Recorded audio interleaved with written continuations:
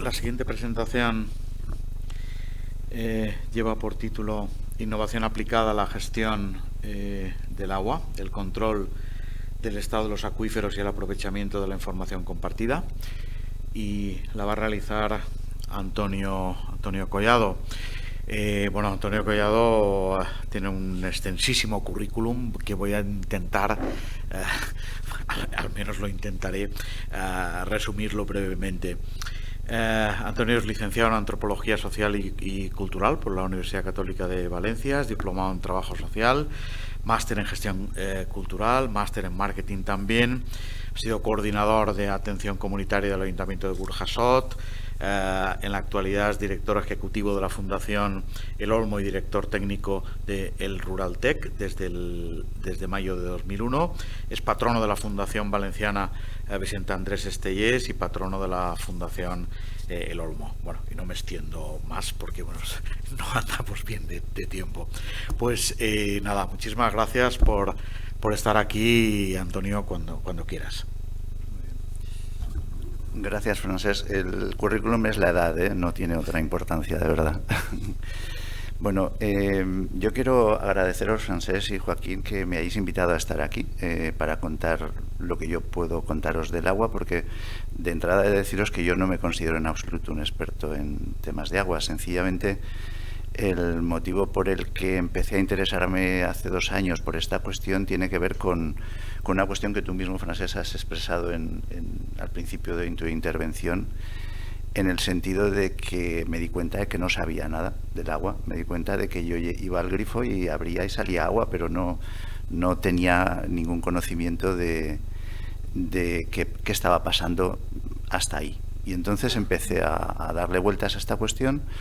Y bueno, os voy a contar un poco, en cierto modo, lo que os propongo es que hagáis conmigo el recorrido para el recorrido que yo he hecho estos 2 años, porque tampoco ha sido nada más, y lo he hecho en mi tiempo libre y buscando un poco una explicación respecto de esa preocupación de fondo que venís contando los técnicos a lo largo de la jornada de hoy, ¿no? Respecto de la sostenibilidad y los límites. Comparto totalmente la idea de, por fin, la economía dominante parece ser que empieza a entender que vivimos en un planeta limitado, que tenemos límites y que por lo tanto un crecimiento ilimitado y desmedido en cualquiera del uso de los recursos naturales que disfrutamos y que hemos heredado, es decir, que no es particularmente de nadie, sino que es un bien común. Y por esas razones por las que, en efecto, es necesario abordar desde estas perspectivas tan interesantes que estáis planteándonos la cuestión, una cuestión esencial, ¿no? Bien, a ver si esto funciona. Bueno, realmente mi inicio de reflexión, porque no tiene otro sentido, ¿no?, en cuanto al significado que tiene el agua en nuestra vida, empezó un poco al darme cuenta de que las fuentes del pueblo se estaban secando. Es decir, yo dije, ¿qué está pasando aquí? O sea, algo ocurre, y os quiero, en cierto modo, en este recorrido de pensar y de plantearnos preguntas respecto de qué está ocurriendo, quiero suscitar otra perspectiva de abordaje distinta, no solo a la del título tan amplio de la propia conferencia o exposición que se propone, sino también en cuanto a ese efecto que la tecnología tiene a veces sobre nuestra mente, sobre nuestra manera de pensar, en la que cuando nos abruman con datos, la tecnología impide que entendamos la simpleza de la cuestión, porque el agua es un bien que siempre la humanidad dependemos del consumo de agua, pero realmente la sofisticación y la complejidad de la actual sociedad nos lleva a que, en efecto, hay la necesidad de que muchos especialistas trabajen en este sistema, en el sistema hídrico, y eso es comprensible, pero yo pediría a los técnicos el esfuerzo en la usabilidad, en la transformación de la complejidad del dato en algo en el que yo lo pueda entender, como cualquier otro lo podamos entender, porque si no lo entendemos, ¿cómo vamos a hacer un uso, diríamos, razonable, ¿no?, de lo que hay? ¿Esto qué significa en el fondo? Significa pues algo que me gustaría en cierto modo activar, sobre todo las personas que hemos nacido en el pueblo, las que tenemos una raíz, una vinculación de naturaleza, diríamos, con esta tierra, porque es lo que nos hace seguir aquí, lo que nos hace, en todo caso, tener una preocupación de futuro, ¿no? Bueno, cuál es el futuro de las generaciones que vienen detrás de nosotros, cuál es el futuro de esta tierra, cuál es el futuro de este pueblo, en qué medida la despoblación, la ruralidad, todos estos temas que ahora están tan de moda, y resulta que nos van a afectar de una manera determinante como para estar preocupados ante una hipotética extinción o no. En qué medida estamos cambiando algunas cosas, en qué medida estamos interviniendo sobre el medio y de ese modo conseguimos que bueno, pues exista un horizonte, que dejemos a las generaciones que vienen detrás de nosotros un horizonte de posibilidades, al menos en mejores condiciones en las que tal vez nosotros no las hemos encontrado, ¿no? Y bueno, por eso he reformulado el planteamiento, lo que veis ahí. Es decir, para mí era demasiado amplio el abordar el tema de la innovación. Era un tema en el que yo no, ya os he dicho que no me considero un experto en materia de aguas, sino sencillamente una persona interesada.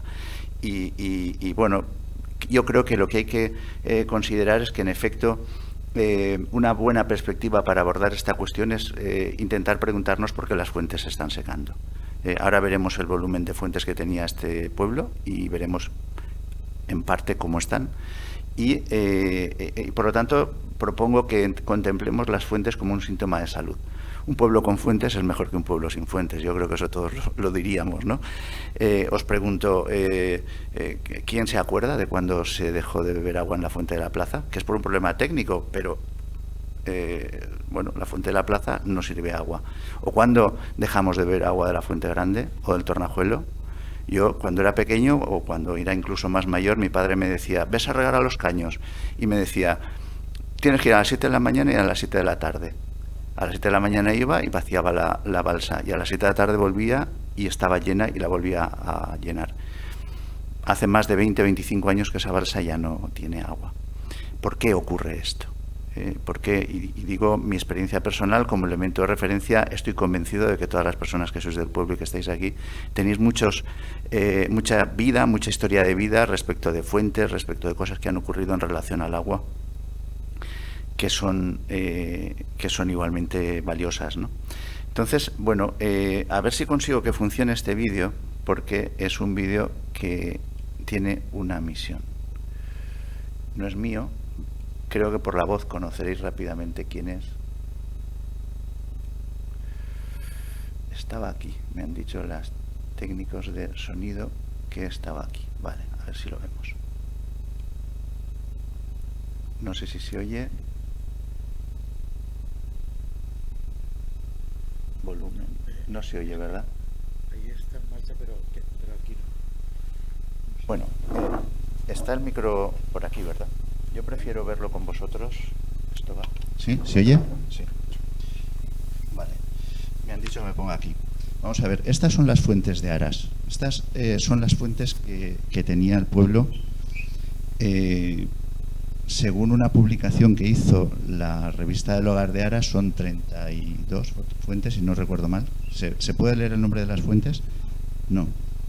Bueno, pues en cualquier caso, hay un montón de fuentes de servicio público, de las cuales la mayoría están secas, agotadas, y estas fuentes se les atribuye un uso más particular relativo al riego. Aquí hay una fuente con una denominación original que tal vez alguien de la sala sepa a qué se refiere, que es fuente con propiedades para cocer altramuces.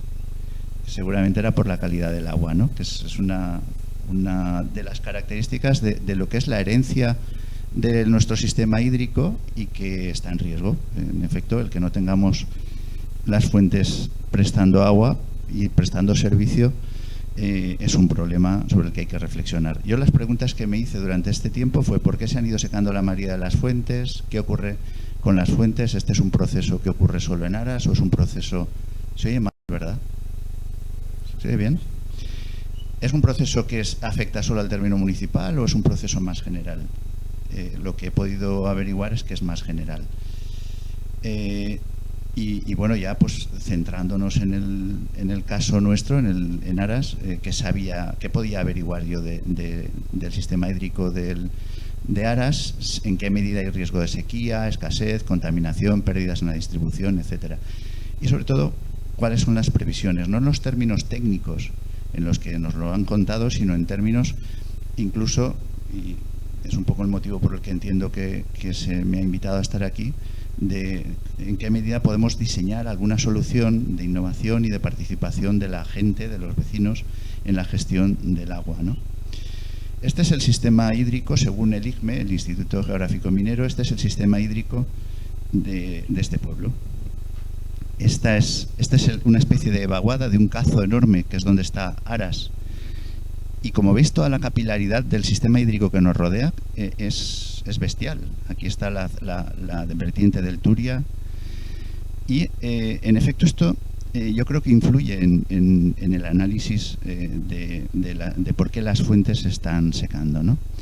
Y sobre esto yo creo que tal vez en el futuro podríamos instar a que se realizara por las universidades alguna investigación para tener un conocimiento más exhaustivo de lo que está ocurriendo, y ahora veréis un poco por qué afirmo esta idea, ¿no?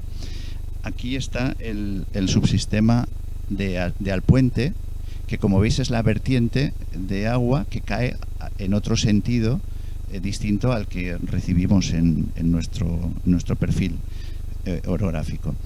¿Qué es lo que hice para empezar a entender un poco qué podía estar influyendo en la pérdida de agua de las fuentes? Pues bueno, pensé, claro, el cambio climático lo que nos dicen es que la temperatura está subiendo, ¿no?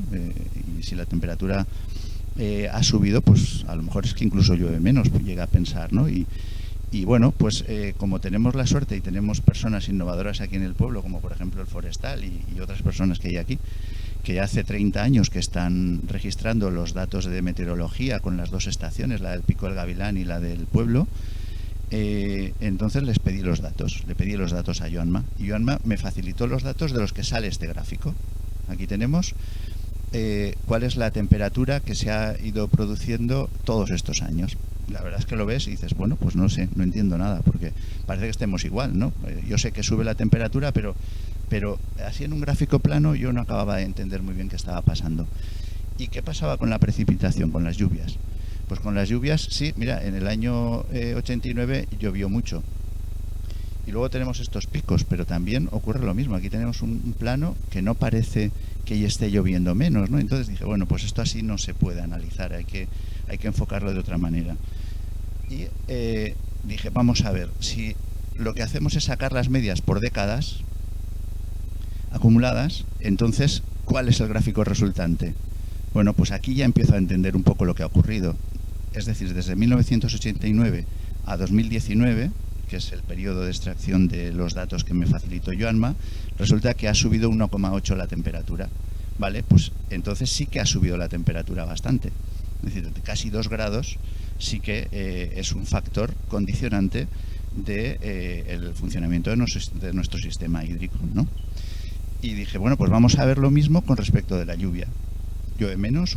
Y no, va y resulta que también calculando las acumulaciones por medias por década, resulta que llueve un poquito más, 3,38 de media, es un poquito más, no es mucho, pero no llueve menos. Vale, si no llueve menos y además, pues bueno, la temperatura ha subido, ¿cuál es el efecto sobre nuestro sistema hídrico? ¿Por qué las fuentes, volvemos a la pregunta, ¿por qué las fuentes se quedan sin agua? Esto es una curiosidad que simplemente la he incluido para que veamos la diferencia entre la muestra en azul de la temperatura en el Pico del Gavilán y la temperatura en Aras, en la estación meteorológica de aquí. Es decir, estamos hablando de una muestra a 950 metros respecto de una muestra a 1750, que sigue un patrón igual, pero bueno, aquí podríamos estar más tiempo hablando, pero una de las conclusiones con alguna persona que he consultado de botánica, etcétera, que plantean respecto a esa subida de 1,8 grados de media es que de entrada los frutales de invierno se los ha cargado. Es decir, que si yo tuviera manzanas en la zona de por ejemplo, de Casas Bajas, la manzana tan sabrosa que comíamos de invierno, que requería de unos picos de temperatura de invierno bajas, pues probablemente ya no las estoy cosechando. precisamente como consecuencia del cambio climático. Bueno, y dije, bueno, vamos a ver, tal vez consumimos más agua de la que tenemos. Es decir, vale, si a nivel medioambiental lo que ocurre con las fuentes no me despeja prácticamente lo que está ocurriendo, no sé por qué las fuentes, no acabo de saber por qué las fuentes están prácticamente secas, ¿qué ocurre con el consumo? Bueno, pues con el consumo, y agradezco al Ayuntamiento y a Mutaz particularmente que me hayan facilitado los datos tan rápidamente porque los pedí antes de ayer, el consumo resulta que está también en unas cifras muy razonables. ¿Por qué? Pues porque aquí abajo vemos la concesión de la Confederación Hidrográfica del Júcar en metros cúbicos. 140.000 metros cúbicos nos cede durante 25 años de consumo anual. Un caudal máximo de litros por segundo de 20,26 y aquí tenemos los consumos que del año 2018 al 2020 ha facilitado Mutaz, la empresa que gestiona este control. Por lo tanto, fijaros que estamos consumiendo pues estos picos. Fijaros qué interesante que de enero a junio de 2020, que fue el COVID, que fue el periodo de confinamiento en el COVID, tuvimos una bajada de consumo extraordinaria. Con lo cual es evidente que la actividad humana es la que influye en el medio. No hace falta que nos vayamos muy lejos a buscar explicaciones. El periodo de confinamiento, cuando nadie creíamos que se podía encerrar a toda la sociedad en casa, nos encerraron. Y una vez encerrados, resulta que el efecto sobre el medio natural es inmediato. Bueno, profundizando un poquito más en la cuestión del consumo, resulta que tenemos que el registro de datos que hace la Sersuma nos da el dato del agua que se factura respecto de la que se distribuye.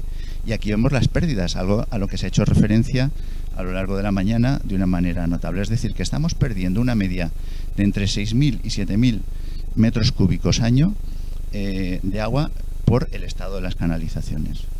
Con lo cual tendremos que analizar esta cuestión y tendremos que ver, en efecto, está muy bien que el Ayuntamiento, que es, diríamos, nuestra administración más cercana, se proponga sus planes de mejora de las infraestructuras, etcétera, pero es muy importante que sepamos los vecinos lo que está ocurriendo con esto, porque de no hacer nada, como se mencionaba en las distintas ponencias, lo que nos encontraremos es que nuestro sistema puede colapsar en cualquier momento, ¿no?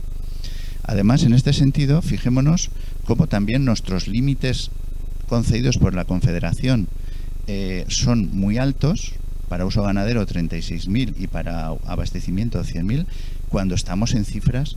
Es decir, que en este sentido tampoco encontramos una explicación de por qué las fuentes se secan. Bueno, entonces, ¿qué sigue pasando? Yo, pues bueno, he consultado gente del pueblo. Y en esa consulta ha habido distintas gente del pueblo o gente de las universidades u otros tipos de especialistas. Hay distintas formulaciones que yo creo que tienen sentido, ¿no? Una de ellas se refiere, haciendo un poco de memoria histórica, al efecto de la subida, a los cambios en el tipo de cultivos. Sin ir más lejos, el sábado Paco me recordaba cómo era todo la mayoría de nuestros cultivos, que era cereal en secano, y ahora es almendro, y por lo tanto un almendro chupa mucha más agua que pues un espacio de cereal, ¿no? Bueno, y también el volumen de terreno de bosque también se ha incrementado. Entonces dices, bueno, eso puede ser una explicación suficiente para saber por qué las fuentes se secan. Yo ya se lo decía a Paco que pensaba que no era suficiente. Es decir, que sí, posiblemente influye, pero no es una causa suficiente para pensar que de 30 y tantas fuentes nos queda en la de la Fuente Grande, y es un chorrico, y en la de la ermita. Recordáis todos los caños tirando agua en determinados momentos, ¿no? Bueno, el efecto de la subida de las temperaturas. Aquí, en este sentido, ¿qué ocurre? Ocurre que las precipitaciones han crecido en intensidad, ¿no? Llueve más volumen y en menos tiempo. Ocurre también que la evapotranspiración que genera la subida de las temperaturas es mayor, con lo cual se podría medir también.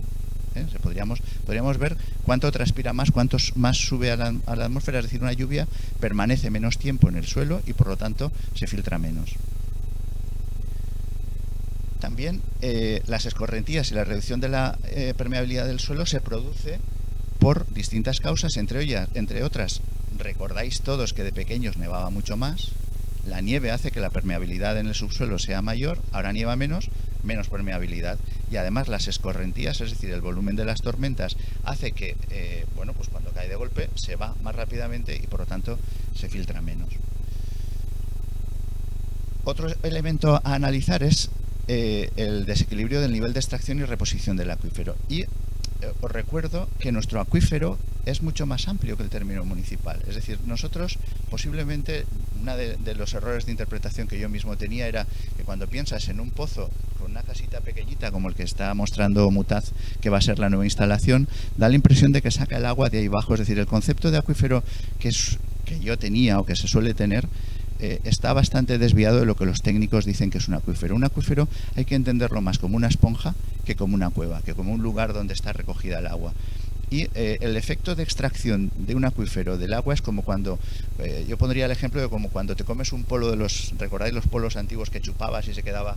Pues ese es el efecto de extracción posiblemente más habitual en un acuífero. Pero es que nuestro acuífero puede llegar al puente, puede llegar a otros lugares de extracción que posiblemente influyan en el nivel de nuestras fuentes. Es decir, por eso yo, avanzando un poco una conclusión respecto de la pregunta principal, diría que este es un tema a estudiar, pero que probablemente nuestro sistema hídrico puede, al estar vinculado con otras zonas, puede suponer que las fuentes están bajando de nivel porque tal vez se está extrayendo más de lo posible en otros lugares y no aquí. En cualquier caso, quiero señalar una cuestión que en las ciencias sociales esto se considera como un problema complejo de resolver, ¿no? Que son los bienes de acceso libre de difícil regulación, donde todos podemos pinchar para sacar lo que nos hace falta, pero nadie nos dice si es, o es difícil que nos diga, incluso el Estado, si estamos excediéndonos o no. Pues lógicamente se producen luego finalmente desequilibrios. Y el agua es un bien de difícil regulación como estamos viendo a lo largo de la mañana, ¿no?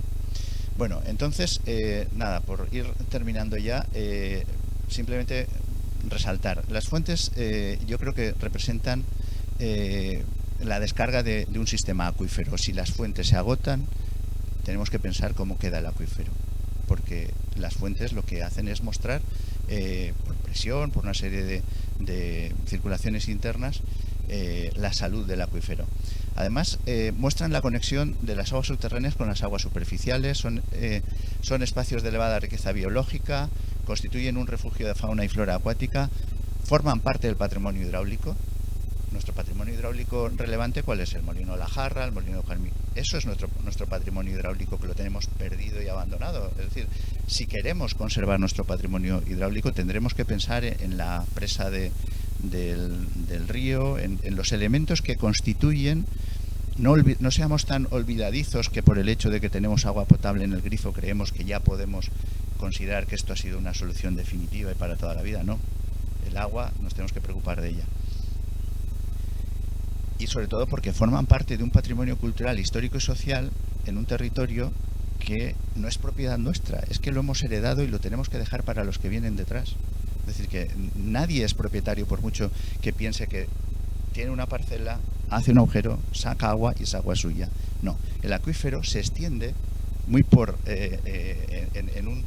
en un sentido totalmente, no tiene referencias notariales de propiedad ni catastrales. No, un acuífero es de todos. Por eso en este país, por si alguien quiere consultarlo, hay una ley de aguas que ha sido actualizada, creo que era del año 85 y ha sido actualizada recientemente, actualizada con obligaciones que vienen de la Unión Europea y que indica que es un bien común, y por eso todas las administraciones públicas tienen obligaciones de gestión y de administración. Y bueno, ¿y esto qué tiene que ver con la innovación? Pues nada, que es la parte más corta de lo que os quería contar. Hace 2 años me planteé esta cuestión y entonces diseñamos una aplicación, y es una aplicación para registrar el estado de las fuentes. Es una aplicación que está ahí, en esta dirección. Como va internet hoy mal, no os lo puedo mostrar bien. Es una aplicación que sirve para que cualquiera de los que estamos aquí, para quien quiera, registre cómo encuentra una fuente cuando va haciendo senderismo, cuando va con el teléfono móvil. Sencillamente lo único que hay que hacer es meterse, no hace falta ni registrarse a nivel personal, meterse en esa dirección y empezar a contestar una serie de preguntas. Se puede hacer fotos, se puede hacer un vídeo, se le puede preguntar a una persona mayor, ¿y esta fuente cómo estaba? Se puede señalar que hay un riesgo de contaminación, de abandono. Se puede hacer lo que consideremos, porque se trata de alimentar una información pública en la que compartamos el estado de las fuentes, incluso una localización de algunas de ellas que si no las registramos hasta olvidaremos dónde están ubicadas, ¿no? Y en ese sentido, la app, esta Fuentes de Aras, bueno, esta aplicación surge de una cosa que se presentó. Casualmente el motivo fue interesante porque fue seleccionado este proyecto por el Ministerio de Cultura hace 2 años, solo que no eligieron Aras para hacer el trabajo de campo, eligieron Vilafranca del Cid y lo tuvimos que hacer allí. Pero ahora lo que hemos hecho ha sido eliminar la base de datos de Vilafranca, lo hemos adaptado a Aras y está totalmente libre para que quien quiera pueda hacer un registro del estado de las fuentes que considere, de toda la lista que hay. Toda esta información está disponible en la web de la Fundación El Olmo, por si alguien tiene ganas de consultarlo y tal, y quiere acceder a registrar la fuente. No puedo pasar este vídeo, pero el primer vídeo era un vídeo que me facilitó Paco del 5 de mayo de 2020, porque he encontrado la fecha, y este es un vídeo del sábado, de cómo estaba el sábado la Fuente de la Araña. Y yo me hubiera gustado que hubiéramos visto cómo estaba en el 2020 y cómo estaba el sábado, pero por razones técnicas no ha podido ser. Y quiero agradeceros a todas las personas que me habéis ayudado a traer esta información aquí, pues esa colaboración, porque si no, no hubiera podido contaros esta historia. Y nada más, muchas gracias.